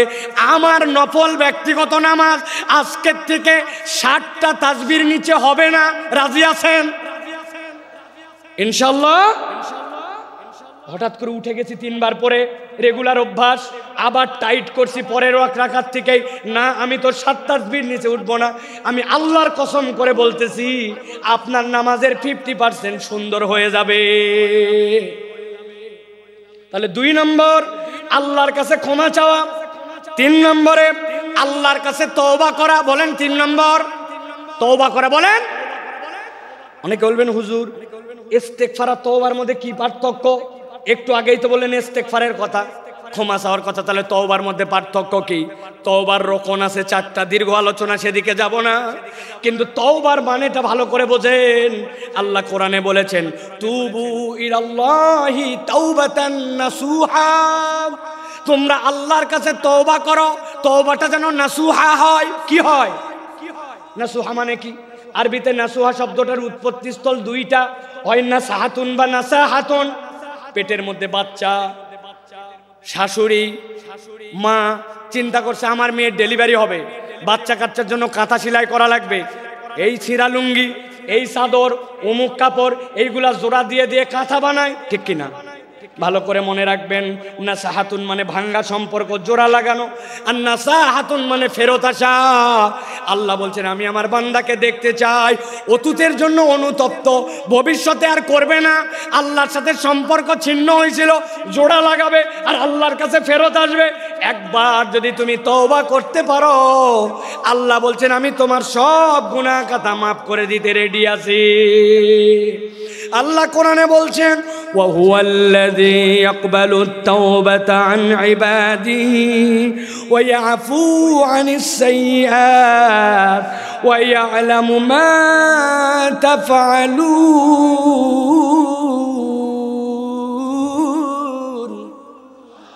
আমার আল্লাহ বলছেন ওয়া হুয়াল্লাযী ইয়াকবালুত তাওবা, তিনি তো সেই রব যিনি তওবা কবুল করেন আন ইবাদিহি, তার না বান্দা এগুলা। আল্লাহ বলছেন ওই আফু আনিস সাইয়্যাত, আর তিনি তো তার দোষ ত্রুটিগুলা ক্ষমা করে দেন। ওই আলামু মা তাফআলুন। যুবক রে, মোবাইলে এমবি কিনে রাত্রে কি দেখেছো? বাহিরে জুব্বা টুপি লাগায়া ঘুরছো, মানুষ হুজুর হুজুর বলছে, কিন্তু নামাজের অবস্থা কি ছিল, আমলের অবস্থা কি ছিল, ভিতরের অবস্থা ছিল কেউ জানে না। আল্লাহ বলছেন মৃত্যুর খাটলি সকলের কাছে লেগে যাবে, কিন্তু আল্লাহ সব জানেন। আল্লাহ চান আমার বান্দাকে আমি ক্ষমা করে দেই। এই জন্য আল্লাহ বলছেন বান্দা যেন আল্লাহর সাথে ভাঙা সম্পর্ক জোড়া লাগায়, আর আল্লাহর কাছে যেন বান্দা ফেরত আসে। সুবহানাল্লাহ। ভাঙা সম্পর্ক জোড়া লাগায় তওবা করে করে যদি আল্লাহর কাছে ফেরত আসে, আল্লাহ কেমন পছন্দ করেন। নবীজি বলছেন এক লোক মরুভূমির পথে রওনা হয়েছে, উটের পিঠের মধ্যে তার খাবার, 7 দিনের রাস্তা ধরেন, অর্ধেক পেরিয়েছে। যেই না অর্ধেক রাস্তা পার হয়েছে, যাওয়ার পরে একটু গাছের নিচে ক্লান্তি আসছে, ঘুমায় গেছে। ঘুমায় যাওয়ার পরে ঘুম থেকে উঠেছে, উঠার পরে দেখে হায়রে আমার যে খাবার সব উঠ ছিল, উঠ নাই, উঠ পালায় গেছে। মরুভূমিতে যদি কারো উঠ পালায়, ওই উঠ আর ফেরত আসেন। ওই বান্দা জানে সামনে 3 দিন যে আগাবে এই তার ক্ষমতা নাই, মরুভূমি যে গরম, একদিনে শেষ হয়ে যাবে। পিছনে যে বাড়িতে ব্যাক করবে সেই সুযোগ নাই। ওই লোক তো ঘাবড়ায় গেছে, নিশ্চয় এখন নিশ্চিত আমার মৃত্যু। মৃত্যুর চিন্তায় ওই লোক আবার ঘুমায় গেছে।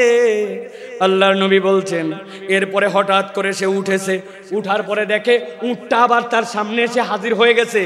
ওই উট আর পালায় যায় নাই, খাদ্য নিয়ে তার সামনে দাঁড়ায়া উত্তেজিত হয়ে সে বলছে আয় আল্লাহ, আপনি আমার গোলাম আর আমি আপনার মাবুদ। যদিও কথাটা হাকিকি না, কিন্তু আনন্দে উত্তেজিত হয়ে বলছে। আসলে বলার কথা আল্লাহ আপনি আমার মাবুদ আর আমি গোলাম, কিন্তু উত্তেজনায় কথা ঘুরে গেছে। নবী বলছেন হারানো উট পেয়ে উটের মালিক যেরকম খুশি হয়, কোন বান্দা যদি 1000 ভুল করুক না কেন, একবার তওবা করে আল্লাহর কাছে ফেরত আসে, আল্লাহ এর থেকে অনেক বেশি খুশি হয়ে যায়। সুবহানাল্লাহি ওয়া বিহামদিহি। এই জন্য প্রিয় ভাইরা, আল্লাহর কাছে তওবা করে আমাদেরকে ফেরত আসতে হবে। তাহলে 1 নম্বর ঈমান এবং নেক আমল, 2 নম্বর আল্লাহর কাছে ক্ষমা চাওয়া, 3 নম্বর তওবা করা, 4 নম্বর তাকওয়া অর্জন করা। কি করা? তাকওয়া অর্জন।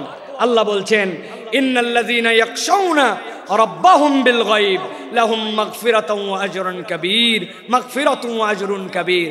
আল্লাহ বলছেন যারা আল্লাহকে ভয় করে, আল্লাহকে ভয় করে চলে, আল্লাহ ভয় করাটাই অটোমেটিক রব্বুল আলামিন বলছেন তার ক্ষমা প্রাপ্তির কারণ হয়। সুবহানাল্লাহ।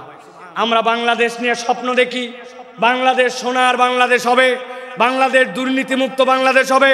এর জন্য দুর্নীতি দমন কমিশন, এর জন্য সিসিটিভি, এর জন্য অনেক কিছু আমরা আয়োজন দেখলাম। কিন্তু জিজ্ঞাসা করতে চাই, এত আয়োজন করেও বাংলাদেশকে কি দুর্নীতি মুক্ত করা গেছে? দুর্নীতি মুক্ত তো হয় নাই, আরো দুর্নীতি বেড়েছে। আমি মজা করে বলি, দুর্নীতি দমন কমিশন একটা স্টেপ নিয়েছে, দুর্নীতিকে না বলুন। এই জন্য প্রত্যেক জেলা শহরে, প্রত্যেক ডিসি অফিসে সেমিনার হবে, বিভিন্ন জায়গায় ফেস্টুন লাগানো হবে, স্টিকার মারা হবে, দুর্নীতিকে না বলুন। এর জন্য বাজেট হয়েছে ধরেন 10 কোটি টাকা। আল্লাহর কি কাম, এই 10 কোটি টাকার 8.5 কোটি টাকা দুর্নীতি হয়েছে। আপনি না দুর্নীতিকে না বলবেন বলছেন, কিন্তু কোথায় দুর্নীতি দূর করতে পারলেন? সিসি ক্যামেরা লাগাইছেন, দুর্নীতি যায় নাই। আমি পাসপোর্ট অফিসে গেছিলাম, আমার পাসপোর্টের 6 মাসের নিচে মেয়াদ শেষ, অনেক আগের কথা। পাসপোর্টটা রিনিউ করতে হবে। পাসপোর্টে যাওয়ার অফিসে যাওয়ার আগে আমাকে লোকজন বলছে প্রস্তুতি নিয়ে যায়েন। আমি চিন্তা করছি প্রস্তুতি মানে বোধহয় কলম কাগজ, তাই তো নাকি? জি না, প্রস্তুতি মানে মাল পানি, ঠিক কিনা? আমি এইগুলা নিয়ে গেছি। যাওয়ার পরে এখন পাসপোর্ট অফিসের দোতলায় আমাকে খালি ঘুরায়, অনেক ঘুরাইয়া ঘুরাইয়া ঘুরাইয়া, টাকাও নেয় না, কাজও করে না, কি জ্বালা। অনেকক্ষণ পরে বলছে নিচে চলেন। দোতলার থেকে যখন আমাকে নিচে নিয়ে আসছে, নিচে আনার সময় একটা সিঁড়ি, মধ্যে একটা ল্যান্ডিং, এরপর আরেকটা সিঁড়ি, এক ধাপ সিঁড়ি পার করে মধ্যে যে জায়গা, ওই জায়গায় দাঁড় করায় বলছে টাকা ছাড়েন। আমি বললাম ভাই তোমাকে এই টাকা দেওয়ার জন্য তো বহুতক্ষণ ধরে আমি ঘুরি, তুমি এতক্ষণ ঘুরাই এই জায়গায় এনে কেন টাকা চাও? বলে হুজুর তাহলে শোনেন, এই বিল্ডিংটি পুরাটা সিসি ক্যামেরা নিয়ন্ত্রিত। আমরা মনিটরে চেক করে দেখছি, পুরা বিল্ডিং এর সব জায়গাটা ভিডিওতে আসে, খালি এই জায়গাটা ধরে না। তো যেই জায়গাটা ধরে না ওই জায়গায় উনি টাকা খায়। তাহলে দুর্নীতি দূর করতে চান আর দেশকে সোনার বাংলা বানাতে চান, কখনো এটা সম্ভব নয় যদি না মানুষের দিলকে আল্লাহর ভয়ে ভীত করে একটা উন্নত চরিত্রের প্রজন্ম তৈরি করা না যায়, শিক্ষা সংস্কার করা যদি না যায়, এই প্রজন্মকে কখনো মানুষের মতো মানুষ এই বাংলাদেশকে সোনার বাংলাদেশ বানানো সম্ভব নয়।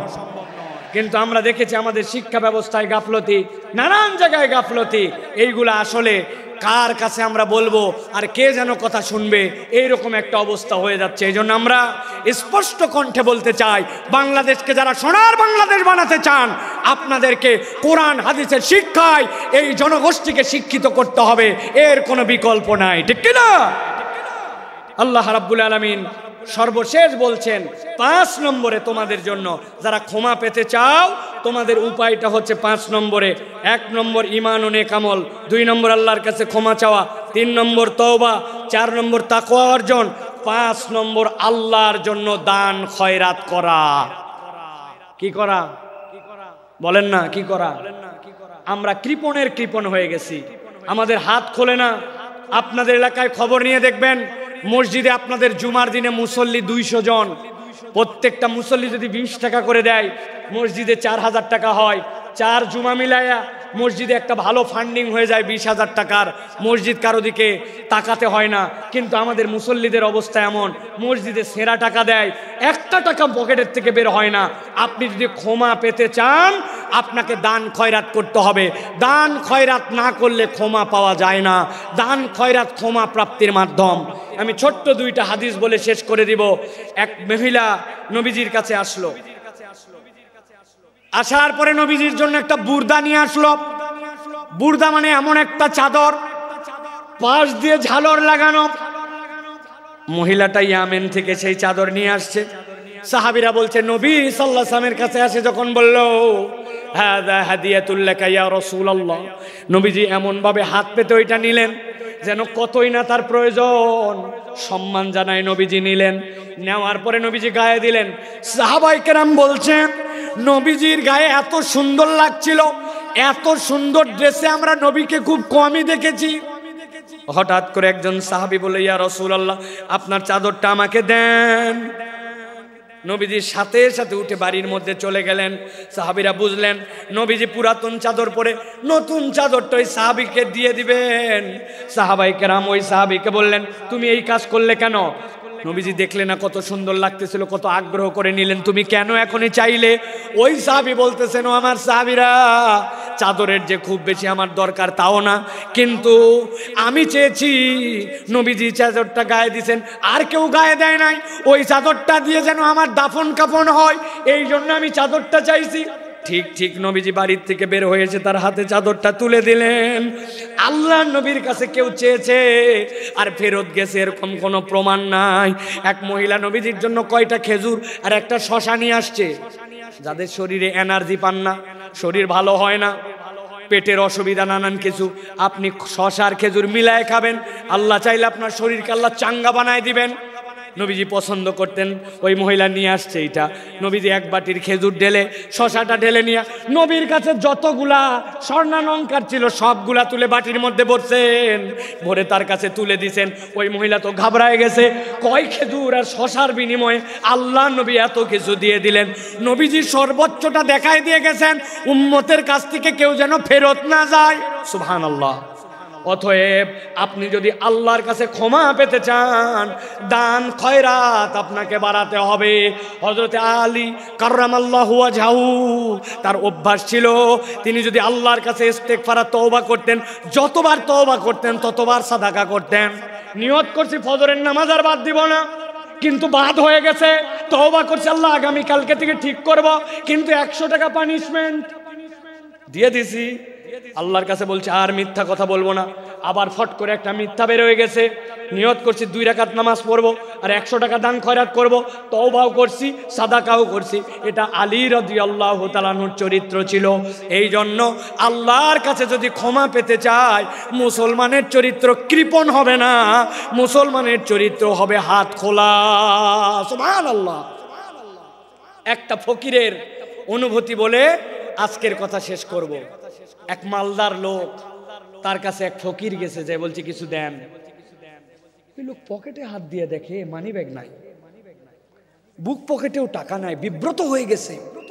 আরে আমি তো মানি ব্যাগ ছাড়া জামা নিয়ে বের হয়েছি।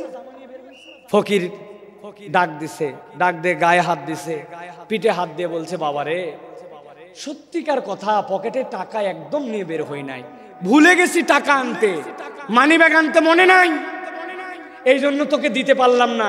বাবারে, এরপরে তুই চাইলে ইনশাল্লাহ তোকে দিব। এই কথা শুনে ওই ফকির দোয়া করতেছে ওই লোকের জন্য, আল্লাহ আপনাকে বারবার মানি ব্যাগ আর টাকা ছাড়া বের হওয়ার তৌফিক দান করুন। ওই লোক ঘাবড়ায় গেছে, কিরে আমার প্রতি কি রাগ করে এই কথা বললো নাকি, বদদোয়া করলো নাকি? যে কোনো একজন আজানের উত্তর দেন। আমার প্রতি রাগ করলো নাকি, বদদোয়া করলো নাকি? বলছে বাবা তুই এই কথা বললি কেন, যে বারবার আপনি মানি ব্যাগ ছাড়া বের হন? ও বলতেছে শোনেন, টাকা চাইলে তো কতকেই দেয়, ভালো মনে দেয়, খারাপ মনে দেয়, অনেক টাকা দেয়, কিন্তু আমরা যারা দরিদ্র মানুষ, হত দরিদ্র মানুষ, মানুষ আমাদের সাথে একটু সুন্দর করে কথা বলে না, কেউ একটু গায়ে হাত দিয়ে আদর করে কথা বলে না, টাকা চাইলে টাকাটা দেওয়ার সময় কেমন করে জানি দেয়। আমরা তো একটু ভালোবাসাও দাবি করি। তো আজকে আপনার পকেটে মানি ব্যাগ না থাকার কারণে যে গায়ে হাত দিয়া, মাথায় হাত দিয়ে আদর করে আপনি ভালোবাসা দিছেন, ওইটা আমরা অনেক বেশি দরকার। এই জন্য দোয়া করছি আপনি মানি ব্যাগহীন আসেন, তাহলে আমি আদরটা অন্তত পাবো। বুঝেন, সব সময় সব অভাবী মিসকিন কেবলমাত্র আপনার কাছে টাকা পয়সার ডিমান্ড করে না, ভালোবাসা চায়, সুন্দর কথা চায়, আদর চায়, স্নেহ চায়। এটাও আল্লাহর পক্ষ থেকে বড় একটা দান হিসাবে বিবেচিত হবে। অতএব আচরণ সুন্দর করি, দান সাদাকা করার চেষ্টা করি। ক্ষমা প্রাপ্তির এই 4টা গুণ। আর প্রথমে আপনাদের কাছে বলেছি, আল্লাহর কাছে ক্ষমা প্রাপ্তির তালিকায় ওঠার জন্য, হেদায়েতের রাস্তা পাওয়ার জন্য 2টা সিঁড়ি। এই 2টার সমন্বয় করে যদি আমরা চলি, মৃত্যু আর জান্নাতের মধ্যে আমাদের কোনো বাধা থাকবে না ইনশাআল্লাহ। আমরা তাহলে আল্লাহর কাছে এই কথাগুলি অনুযায়ী আমল করার চেষ্টা করব তো ইনশাআল্লাহ। ইনশাআল্লাহ আল্লাহ কবুল করুন। আল্লাহুম্মা আমিন। হাযা মা ইনদি ওয়াল ইলমু ইনদাল্লাহ। সুবহানাকাল্লাহুম্মা বিহামদিকা আশহাদু আল্লা ইলাহা ইল্লা আনতা আস্তাগফিরুকা ওয়া আতুবু ইলাইক। ওয়াসসালামু আলাইকুম ওয়া রাহমাতুল্লাহি ওয়া বারাকাতুহু।